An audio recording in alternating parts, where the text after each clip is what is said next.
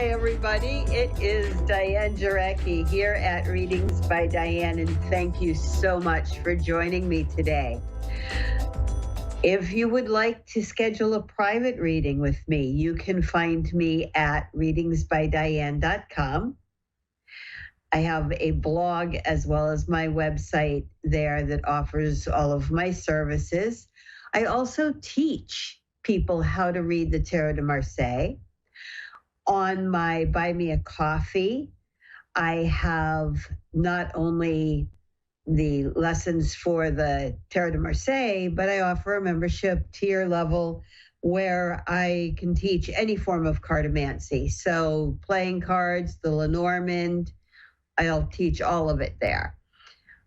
And I can also have readings scheduled through there. You can also find me on YouTube and Instagram. On Instagram, it's Readings by Diane 603, and YouTube, Readings by Diane. So if you want to find me and follow me anywhere else, please feel free to do so. And I'm just here to help people. So it is a beautiful sunny day today here in New Hampshire. Finally, summertime has hit, and we are now running the air conditioner most of the time.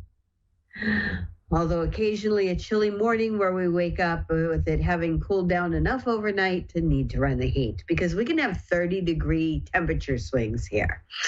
Anyway, so hello, Kathy in Oregon. How are you today? Hello. I'm doing great. Fine, thank you. Awesome. How are you? I'm doing well, thank you. It's a beautiful day here today. I hope you're having as much beautiful weather over there on the West Coast. Well, today it's kind of cloudy, but at least it's not cold. So, you know what? I hear I'm good you. with that. Totally It's hear not you. snowing. Just got warm here. So, what can I do to help you today? Well, about 2 weeks ago, or no, it was about a week ago, I got a call from an old college friend. I've known him for like 45 years, but after college, of course, we went our separate ways and stuff. And his wife just passed away a couple months ago, and he is coming out. He wants to meet me, and we're going to meet in the Redwoods, because he's got that's one of his bucket lists. So I said I'd come down. So I'm like, I'm anxious, kind of what you think about this, and what, kind of nervous. I understand. Okay, so basically you want to know how this is going to go, Kathy? Yeah. Okay. Right. And may I have his first name and first name only? I don't need any other information, please. His name? Did you say? Leo. Okay, thank you.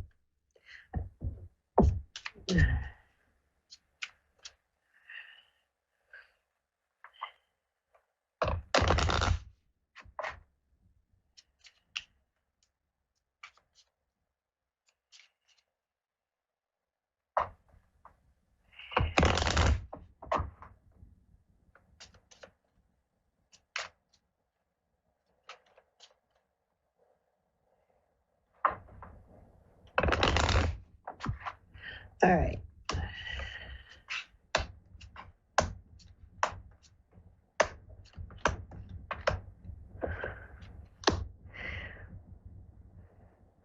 So I chose the Lenormand for this because it gives sometimes much more clear insight when we're asking how something like this is going to go. All right. Mm-hmm. But it can also kind of be very mundane in its way of answering, just so you understand. So we start off with the ship and the fish. And so I feel like this is definitely like talking about doing this travel and going somewhere that, I'm going to say with the fish in this case, I'm kind of feeling like public. Normally that would be the garden, and I'm kind of surprised it's not the garden, that it's the fish that showed up, because the fish is also often a money card. But I kind of feel like,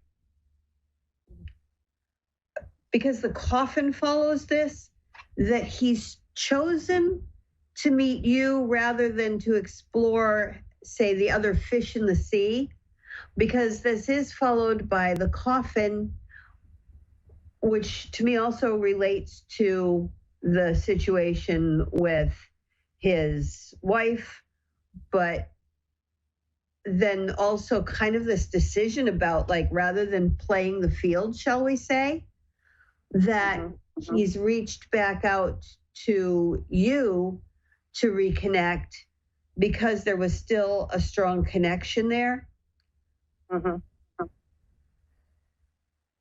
But the mice with the coffin also tells me that in a way, he may be kind of avoiding dealing with it by reaching out to a past connection. Like,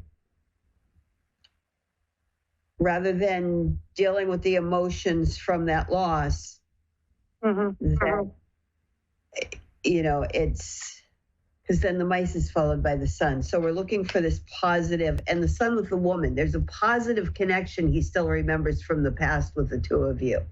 So even though it had ended between the two of you so long ago, or the connection's been broken so long ago, I feel like he's kind of looking for this positive lift from you, because he remembers you in that positive way. So I sort of feel like this is a little bit of an escape. So the cards are kind of calling him out, and I'm going to say I would take this really slow. I wouldn't make any sudden moves here with this, you know, to go anywhere, because this is kind of giving a cautionary message to me. Right. All right. And sounds good. Okay. Yeah.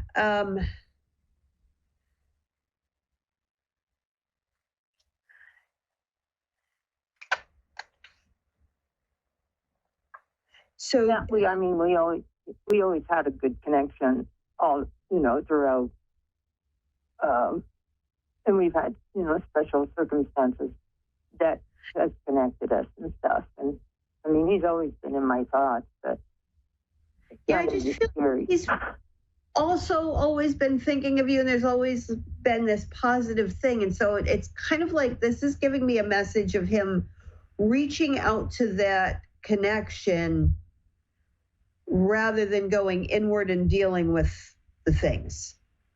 Right. All right. And especially when I come here to what I call the shadow pair, or the bottom of the pack, where I have the house and the cross, which is showing that he's really kind of carrying this burden. All right. So so be careful. I feel like this is somebody who is not over everything yet, has not even begun to really process it. Right. But yeah, because it was only a couple months ago. So yeah. And so he's kind of like reaching out to you instead to kind of, I feel like what I'm hearing is to save him at this point.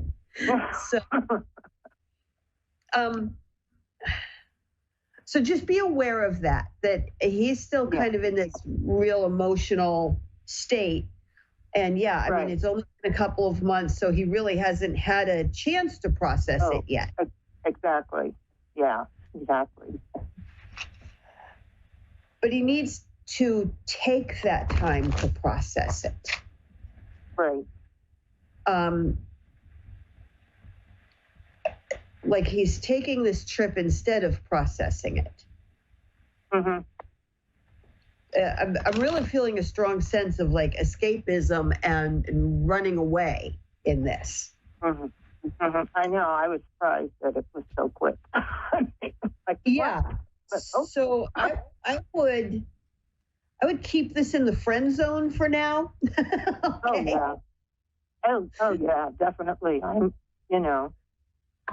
there's definitely, yeah. I'm not, I've been on my own for a long time, so I'm not in any hurry to do anything. I'm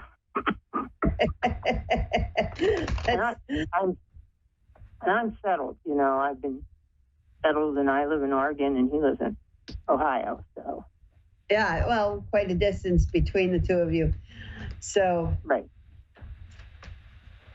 But yeah, it's just interesting because I really got a real strong sense of escaping rather than dealing with his grief. He's like kind of latching back on to a positive connection to like reconnect him and help him, I think, find the hope and the joy again. But if you can, if you can start him in that process, then it's a good connection. And so it's interesting because the oracle cards I got, we first have happy, happy. So I'm seeing this as being like your space where you're at is just confirming what you just said. Like you're settled, you're happy in your life right now. And then message in a bottle, like out of nowhere, you got this message from him. They're being really dead on, just saying this is what's going on. And now it's time to find out why. Why did he reach out to you, right? Right. Unfinished symphony. I feel that maybe he felt more for you at that time than you might have known. Right. And feels like things aren't finished between the two of you. Possibly, yeah. Yeah. So I'm kind of warning you, I feel like this is him trying to reconnect and possibly build something here when he hasn't taken time to deal with that loss. So, yeah, I would just approach this with a lot of caution and understanding that he may be coming from a very bad place for this meeting just because of what I feel like he's kind of looking for out of it. So, like, kind of making sure that there's nothing that he can construe as it being different than it is. Okay?